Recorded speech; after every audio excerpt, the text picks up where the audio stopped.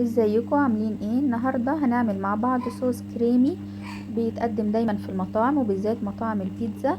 بيتقدم جنب البطاطس الفرايز جنب الخضار، بيبقى طعمه جميل جدا. هو صوص الرانش الكريمي. هنعمله في البيت بمكونات بسيطة جدا ومتوفرة بطريقة سهلة ومش مكلفة خالص. هنا انا عندي كوباية زبادي، انا مستخدمة زبادي يوناني. لو انتي حابة تبدليه بزبادي عادي، بس الزبادي اليوناني بيكون قوامه تقيل عن الزبادي العادي. هنزل على كوباية الزبادي دي 400 جرام.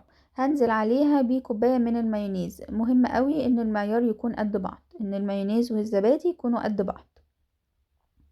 وهقلبهم كويس جدا. وممكن طبعا تبدلي الزبادي سوري المايونيز بمايونيز لايت لو انتي حابة تستخدميها في وصفات للدايت معاكي. القوام هنا كان تقل معايا شوية صغيرين، فحطيت عليهم معلقة من اللبن.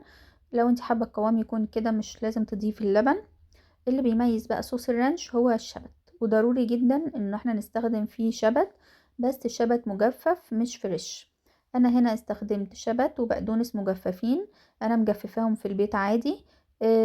بتجففيهم بطريقة سهلة جدا. انتي بتجيبي الشبت والبقدونس بس بدون العيدان بتاعتهم، وبتكوني مسخنة الفرن وقافلاه. يعني بعد ما تفتحي الفرن ويسخن معاكي كويس تقفليه، وتدخلي بقى الشبت والبقدونس على ورق زبدة وتتابعيه 3-4 دقايق بالكتير، علشان ما يتحرقش معاكي.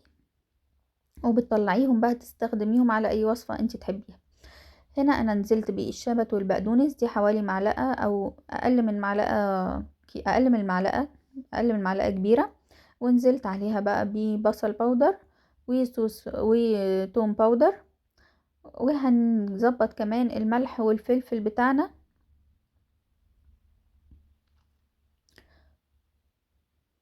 هنا انا استخدمت فلفل اسود عادي. وبكده صوص الرانش يكون جاهز معاكي. هتقلبيهم بس كويس مع بعض، البهارات دي مع بعض كويس قوي لغاية لما يمتزجوا في الخليط بتاعك. وهنا يكون صوص الرانش جاهز معاكي، تقدري تستخدميه في اي وصفة. ممكن تعملي بيه بيتزا، تعملي تحطيه جنب البطاطس، طعمه جميل جدا. ده صوص بيتقدم دايما في المطاعم، ولو اشتريتيه من السوبر ماركت بيكون سعره شوية غالي. انتي عملتيه في البيت بمكونات بسيطة وسهلة ومش مكلف خالص.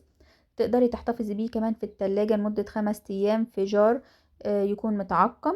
وده كان فيديو النهاردة، يا رب يعجبكم. ولو عجبكم الفيديو لايك وسبسكرايب للقناة.